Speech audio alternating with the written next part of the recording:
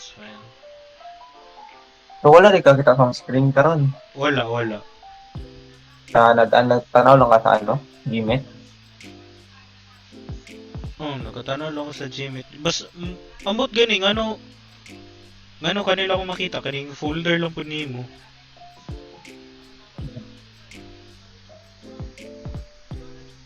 Okay. Connect ako. Sabi pag og ano, kakatong nga number. Sige. Kana magapon no kani 564. Kani. Sige. Ay, browse file di akong napindot. Jim Lasat. Ay, bantog di ay. Tingala ko. Tara, nanay mong mouse. Tara. Bantog di ay.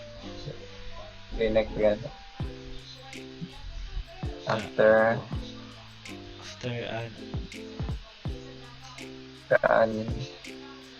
sige daw, i-close daw, i-follow. Asan na Close. ito? Wait, tanan ako itong video. Controller to an existing domain of the server Sige to daw. a domain controller. Paliyok mo. Ah, I-close. asa? I-close na daw, i-close. Kani? Ay, Connect lang sa baba. Na. Then, Nasa ka ng, display ng notification. yeah, promote the Yeah, server to a domain controller. Then, Tara na. Wait lang, explain ako. sige. Ay, tama din, di naman din ko ka-type.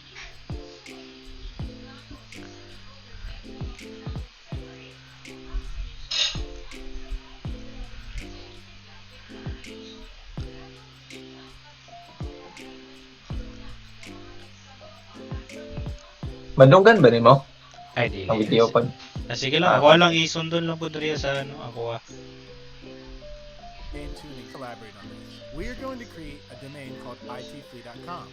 If that domain already existed, we could create a sub or child domain called courses.it. Simply to separate our student, you could configure the subdomain so that admins from the itfree.com domain can reach into the courses.itfree.com domain and make changes. But students and teachers could not reach back into the resources of the itfree.com domain. Again, this is not an appropriate option for us because the itfree.com domain does not yet exist. The third option is to add a new forest. This will allow us to create and specify a new domain. Choose this option and specify a root domain name. I'm going to enter itfree.com and click next. Ang root, mo na itong root domain. CCS. Mo na no? CCS. Imbis So, katong IT. add yung forest na tulad lang. Follow natin. So, ccs.com. Or CCS lang. If sundugo na guro na to ning iyang gyano. Dili kay mo man yung domain name do. Ay, domain name. Oo. Wait lang, mag-try ko nga.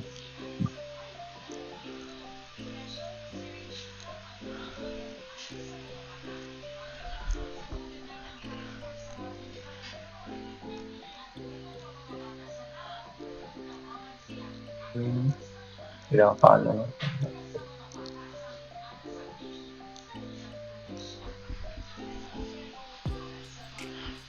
CCS or domain name.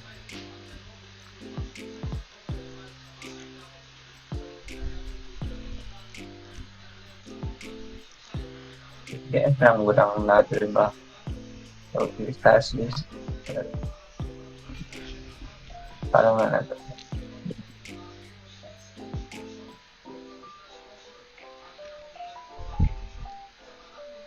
Siguro pwede ra pud CCS la to ibutang. Set na nga tala. Hmm. Ay, ang domain name, let's see. Domain name is with, .com.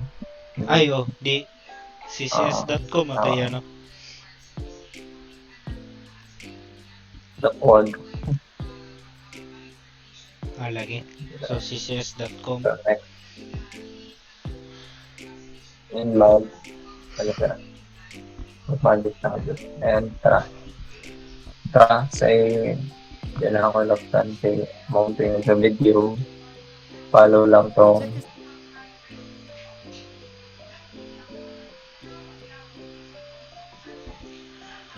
The first two options, forest functional level and domain functional level, specify which operating system the domain controller will use.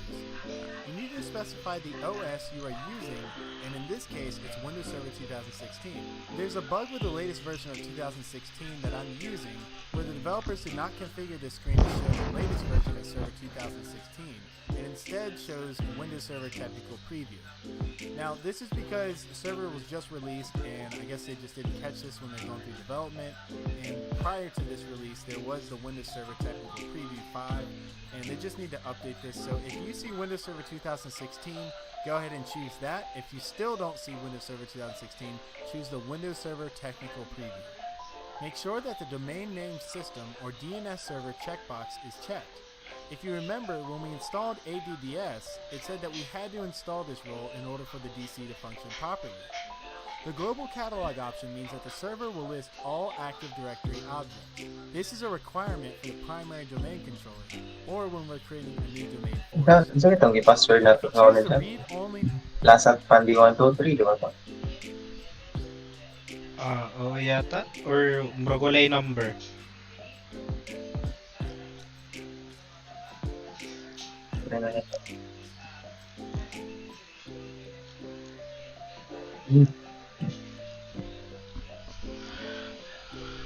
domain controller option, type in the D password around just in case. Click Next and proceed on to the DNS options. Itong muna. On the DNS options screen, you will see a warning about the DNS delegation. This warning means that people on the internet will not be able to resolve local DNS names on a local DNS server. Names like itfree.com or itfdc01, etc. This is fine because we don't want people on the internet to be able to access our server for several reasons. One of them is security. Number two, we don't want to be using a domain that's actually a website and causing issues. Click Next and proceed on to the additional options. So, The net BIOS name is populated for us as IT3.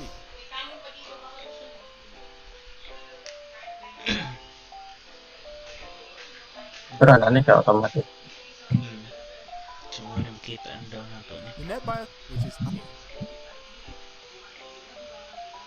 Then next. Tama, lagi itong On the path CSS screen, dot we com. can see the default path chosen for the folders that are required by AWS. What is If you'd this? like to choose an alternative drive, you can do so by clicking the ... button and choosing an alternative path. I recommend that you leave them at the default settings and click. Ay, kana if Ano, nara sa ima if Default gusto lang niyo daw. may ano, or gani. as usual Default gapon. lang daw. Next. Now we are brought to the review options screen where we can see all of the options we have chosen so far. If you would like, you can click the View Script button and you'll be presented with a PowerShell script that you can save in order to later execute and quickly complete the wizard with the same Okay. settings we just used. Ano yung gano'n?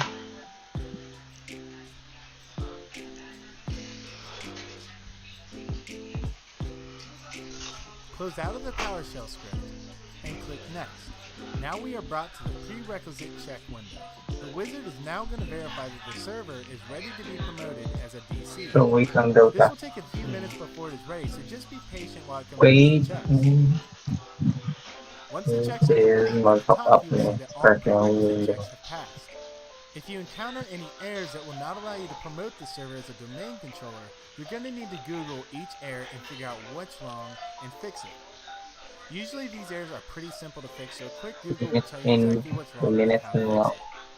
Once you fix the errors, hopefully, click the link that says that rerun wala tayo prerequisites error. check and wait for the checks to finish up. Because it's a DG.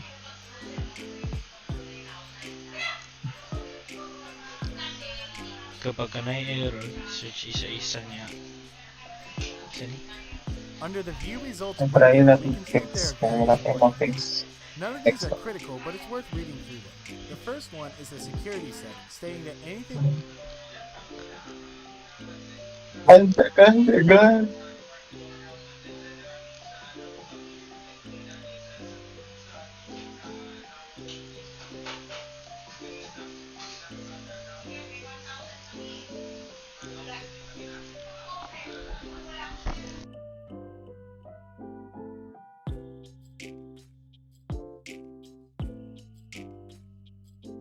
with cryptography, not compatible with Windows NT 4.0, And which is really old by the way, ito na. to our NAT adapter, and it will not be patient while it works.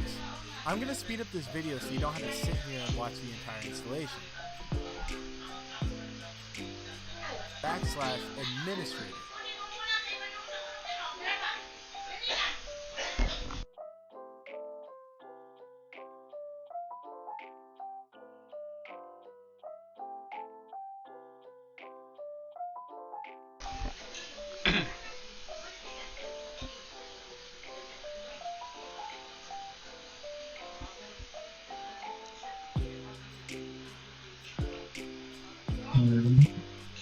Delegation. Again, we do not care if people on the internet can resolve our DNS records within our network. Wala The pa na. install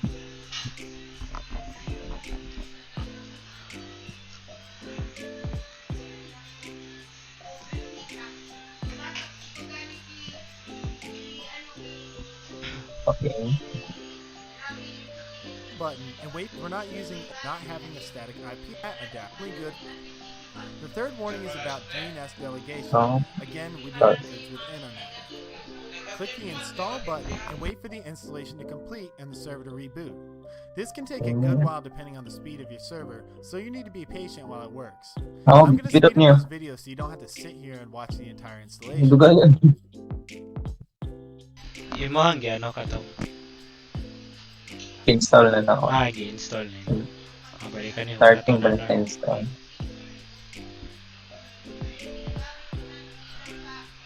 Yada pang isa-isa install to mga ano. So, medyo dugay-dugay daw niya siya apart. And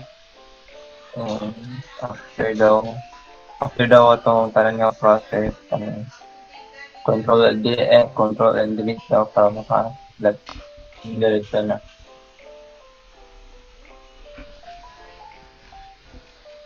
So, pag control delete niya, is ano yung screen. And, tara na.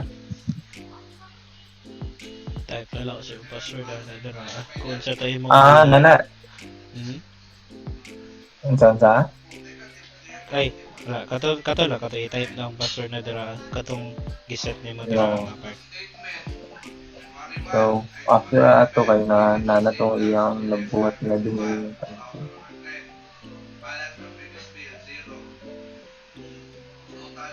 Bali mo na katong sa Kumlab. Katong nakahingana, katong mili ka o kasi mong i-login.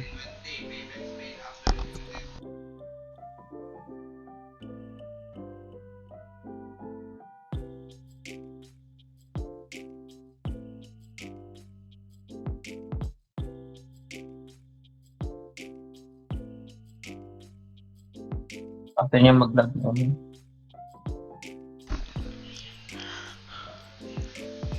so, nananing new roles. Oh! You're about to be signed out. This computer is start because so,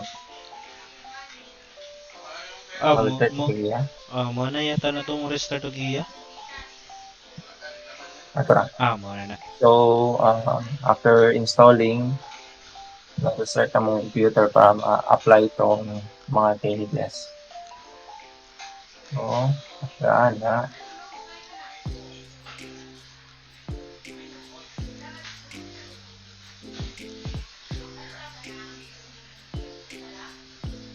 So, tapos na to. Pag nananing duha ka bagong rules, ADDF and DNS sa server manager nga application.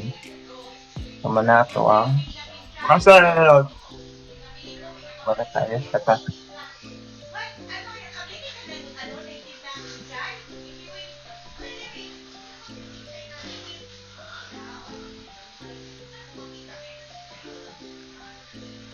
So bali pagkahuman ani no, pag nalagyan na bali ma-apply na siya. Depende pa kung apply mo. Then task file.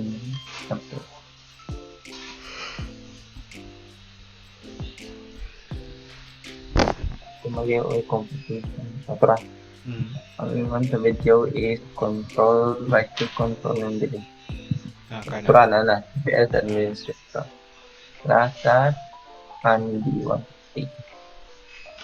Tura, lagyan siya. And turn windows.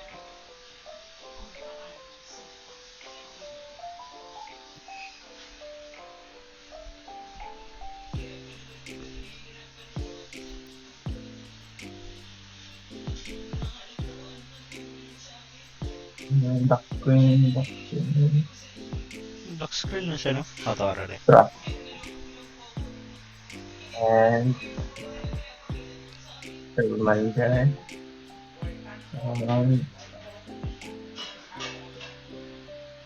Ano ba? Tara. ADDS So, to and DNS. So, nana kaning DPPA class katalas activity. task. So, we have finished task 4, which is setting up our directory domain services. So to check if tapos na dyan sa task 4, as you can see in the video, this is the final step or final result, which is having the ABDS and DNS goals. So na may ABDS and DNS goals. So that is all for task 4, and see you next in the task 5.